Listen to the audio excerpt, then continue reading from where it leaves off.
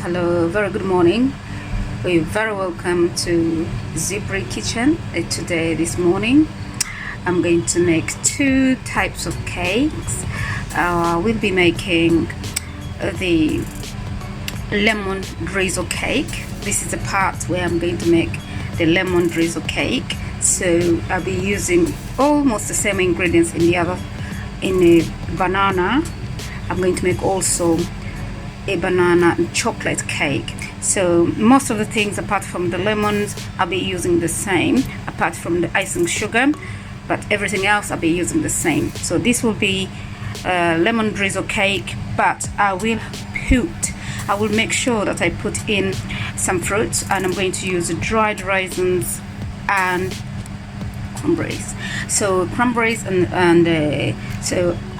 raisins I'll be using in the lemon drizzle cake, just to give it more texture.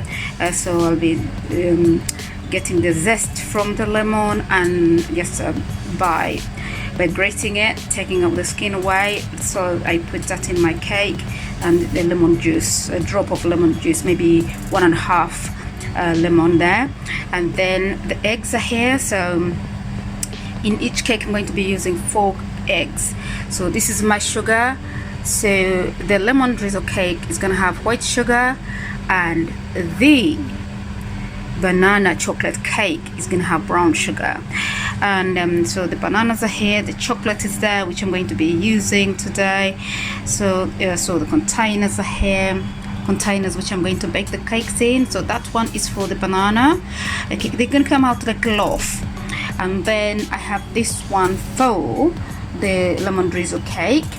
The reason why I'm doing two, so because my children, some of them don't eat certain things, and there's a safer way of making these cakes so they can eat them. So I'm going to have a drop of manuka honey in it. Yes, this is very, very important. My cakes, they always have to have manuka honey because it's good for me. I know it is expensive, but I use as less as I can. Yes, this is 2 cakes I'm going to make this morning. I'll share with you the finished product when I've done it. Thank you for being here. Thank you for supporting Zebra Kitchen.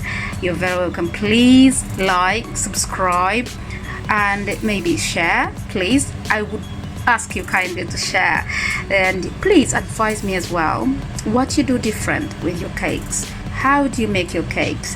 What do you do? For me, everything goes in the same bowl. Everything. I start with the eggs, I put the butter, put the flour, with the sugar, and everything goes in one bowl. I don't have to do one step. Everything goes in one bowl, and my cakes always taste beautiful. I will see this one when we finish with it. Thank you so very much for being here. I appreciate your time. You take great care. Have a good Sunday. Have a lovely Sunday. Today is the 2nd of October 2020.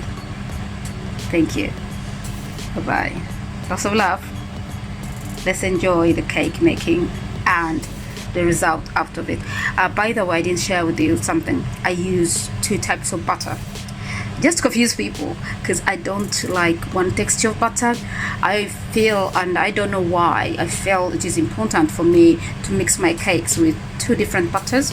So it's a plain flour, 2 different of butter, and it doesn't have to be what I'm using. What you feel comfortable with, that's what you should use. And if you like just the non-butter butters, then use that, or spreadable, whatever. But for me, this is the way I make mine. And so that's why I'm saying you have to advise me how you make yours.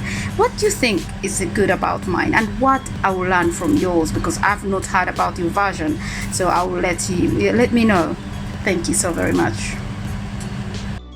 Hello. So now I've reached a stage where I'm mixing everything together. So I have got my eggs crushed out, I've got my flour sieved. Please always sieve your flour, because you don't know if there is any thread I beg your pardon, if there is any thread in there. No, I didn't sneeze in the food. If there is any thread in there, or there is anything in the factory which was mixed in your flour, or the flour itself be like, maybe it was in a cold place, then it has lumps in it, that will not make your cake. So you have to make sure that you do sieve your flour. You can see me just sieve. The eggs are cracked. I've sieved that. So this is my dear friend I squeeze my lemon with, and so I made it a lemon zest, and you can see my manuka honey is sitting there, and my fruits are sitting there, the butter is sitting here. So now I'm going to start adding in stuff, or the rest of the stuff, and as I told you, it's in one go. I don't take process by process. So now I'll put my flour goes in. Yeah, you can see the flour is going in, it's covered all that. And now I'm gonna put my eggs. Yeah, my eggs have gone in. So now I'm going to put a little bit of lemon, but I have a formula. I put my lemon a little bit on the side to start with, because I don't want it to be too overwhelming. So now I'm going to start stirring all this together, and within seconds it will be in the oven. My meaning of cooking is minimizing the time I spend in the kitchen, because I have so many things to do. I'm not saying you or the other person doesn't have many things to do, but if you minimize time, then you might start loving cooking, because it is our best interest to feed our family good food. So the sugar is gone in, everything is in. Now I'm going to mix it, and I'll put it in a baking tray. It's in the oven. I'm going to make sure that both cakes go in together. So you can see the manuka honey is already put in the eggs. I've not measured up the sugar yet. I don't measure anything, by the way. I just put, I think this is the right amount. I'm going to squash the bananas, but the cake for drizzle cake, lemon drizzle cake, will still be in the oven, and then when it is almost cooked, then I'll put the banana cake. So they will overlap about maybe 15 minutes. So when I open the oven, it doesn't sink. That's why I do it that way. So yeah, so this one I've done with the lemon drizzle, I've done with white sugar, which is there, but the banana and chocolate cake I will make with brown sugar. So I'll show you the process of that as well. So let's mix this up, and it goes in the oven. Oh, I need to put so I've measured already my bicarbonate of soda and bicarbonate of soda and baking powder together. So I'm going to drop that in to help it to rise. Yeah, because I use plain flour. I never use self-rising flour, but if that's what you have, you use that one, because I work well with plain flour, because I make it with chapatis, I make it with sambusas, so it is easier for me to buy that plain flour. Then I can just adjust it to what I want to do it with. Thank you. And now we're going to do our last cake. That is a banana cake. As you can see, bananas are in there with brown sugar. That's butter. As I said, I don't separate things, but this one is completely separated for a reason. The bananas will not mix up very well until I've mushed them up with the butter and sugar. Then I'll put the eggs and the flour, and then I'll put my carbonate of soda. I use bicarbonate of soda, as I told you in the lemon drizzle cake. It's already out of the oven, but I've not drizzled it yet. So yeah, I've made another mixture for drizzle, and now I'm going to do this one. So I started the method, just squash this down until they become really mushy, and then afterwards, then I pour everything in, and then everything is mixed up. It's in the oven within more or less than 5 minutes. This is in the oven, and you can't really deny your children or your family members not to have a fresh made cake at home, because you have to buy everything you buy in the shop, especially like food ready made. It has its own consequences, because those people are making profit. They put things to make sure that those things stay a long time and have a long shelf life, because the cake, the day it is made is not the day it's eaten. The cake is made in a factory, it's then taken to supplier, the supplier distributes it until it goes to retail, and that is about, probably you're talking about a good 5 days of this coming to your plate and eat it. But here, if you've made it yourself, you don't have to put all these fees and everything. So that's why I make my own food. I make food from scratch, and actually I just love this. So now, although all sugar is not completely gone in, the bananas are really now mushed up with the butter, and now I'm going to pour everything in, and I'm going to do what I do best, is roll this around. So this is done now. I take this out. Where am I going to rest it? Rest it in the sink. Now I'm going to pour in my eggs and manuka honey. Eggs and manuka honey is going in, so that goes in. See, my manuka honey is settled on the ground.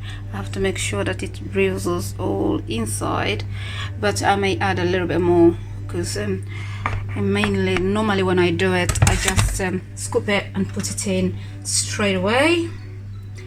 And now I'm going to put my flour. Flour goes in. Yeah, you see, as I said, I just have to say the chocolate will be embedded in the middle. So now I'm putting in my carbonate of soda. It goes in. So carbonate of soda and baking powder. I have to put a little bit more flour in there, because that's kind of too much. So I'm going to fold.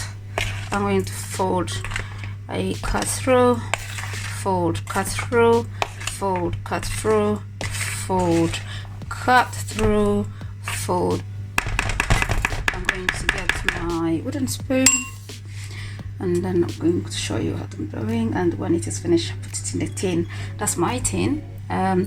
I cut time down. Instead of greasing this with butter, what I do is I make sure I just put a greased paper made to measure. This is how I save my time. Actually, this is how I save my time. I don't have to start greasing the pan with butter and everything. That's the right way, but this one works. It saves me time. The whole point here is me saving time. Yes. Okay, my banana cake mixture is done, and I'm going to put my slab of chocolate. This is a Cadbury chocolate. People who live in England or maybe in America, they know it. I'm not sure so well, but it may be sold on the market in Africa. Yeah, it's a British company. So I'm going to put this slab in, and it goes in the middle. Then what happens is, when you cook a cake, this will just ooze in the middle. So when you slice the cake, every piece of the cake will have this chocolate on it. So now I'm going to cover it again with another mixture, and when I cover it, so when it cooks, the chocolate will just be in the middle, and then that way when you slice it to a piece, oh my god, especially when it is just hot, if you're going to have it like for your Sunday lunch, dessert or something, that's how we need to do it. You need to make sure you prepare it just maybe 30 minutes before you serve dinner. So once you take out your dinner out of the oven, wherever you've cooked it, it could be in a pressure cooker, it could be in anything, but you know that 30 minutes before that you start preparing. So you just put it in the oven. Actually, you don't want to serve it too hot because it can burn people, but if it sits for about 10 minutes, 15, it's just still warm enough to eat with ice cream, cream, or anything. So that's my Cadbury chocolate. It's gone in. So that slab, I didn't break it into anything. I'm just going to cover it with another layer of the same mixture, put it in the oven. Hello. My lemon drizzle is all done. So what I do, I poke every part to make sure when I put the lemon drizzle in, it's going into the cake itself to soak in. That's what it makes it is a lemon drizzle. So I poke every part of the cake to make sure I have enough holes to draw the lemon in. So now this is my lemon drizzle all done. So I'm going to stir into it and then start dressing that beautiful cake. Lemon drizzle. Oh, Jesus. Sorry if you're not Christian for some reason and I've offended you. I'm very sorry. I'm a Catholic and yeah. So this is my drizzle done, mixed up. So that's the lemon, custard sugar and icing sugar with the lemon and lemon zest. So I just pour a spoonful on here. It's because I've already drawn in the holes that will just slowly sink in the cake. Leave it to sit for about 10-15 minutes before you serve it. And if you can't leave it any longer, do so, because you want this to go penetrate. Yes, penetrate. Yes, make the cake so moist. Yes, your cake will be so moist. See, every drizzle I put on just goes in. So I use, normally I would use any sharp item I have to have, but today I have my Chinese stick, you know, the ones Chinese people use to eat their food with. I'm sure you don't know them. Yeah, so, or sometimes I use any sharp object anyway, but as long as it is like consistently the same shape, that's what I use. Look how that cake is soaking in this drizzle. You see, I don't have any drizzle, like it's staying a little bit on the top, but most of it is penetrating that cake, and it's going to make it really nice, tasty, moisturized and tender.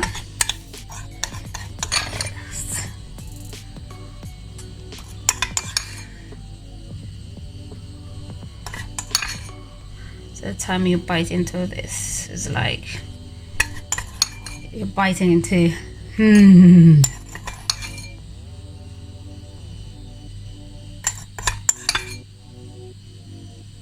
That's my last drizzle from my bowl. So it's all done now. Yeah, so the lemon drizzle is ready to be eaten, but we leave it to sit for few minutes. If you can leave it for longer, the better, because you really want that lemon to go in, soaking into the cake, be moisturized, and it's kind of so nice and tender and just smooth texture. That's all you need. Chocolate. This is the banana cake and chocolate, and now it is already done. It's all done. And then that's the lemon and drizzle cake. I've just shown you how I made all the drizzle and how I put it on and how I make it soak in. It makes the cake moist.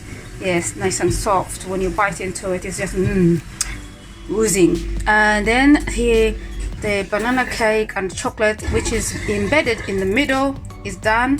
So I'll have to wait a few minutes before I cut it through, so you'll see yourself how the chocolate is like, it's a leg in the middle. It's amazing. It's so lovely. Yeah, I hope you enjoyed. For me, why I make two cakes together, the reason is I'm in the kitchen, I'm doing a cake. Why can't I make more than one cake?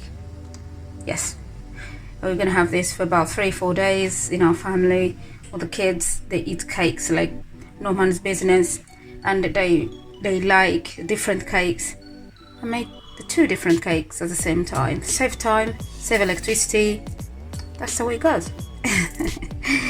Yes, I'm glad you enjoyed watching this, and thank you very much for supporting Zebra Kitchen. And here is not showing you how I make things. I want you also to tell me how you make your things and how better can I get, and what have you learned from me. So leave it in a comment, and I'll be so grateful. Thank you. Have a pleasant one. Have a pleasant Sunday. Yes, Sunday the 2nd of October 2022.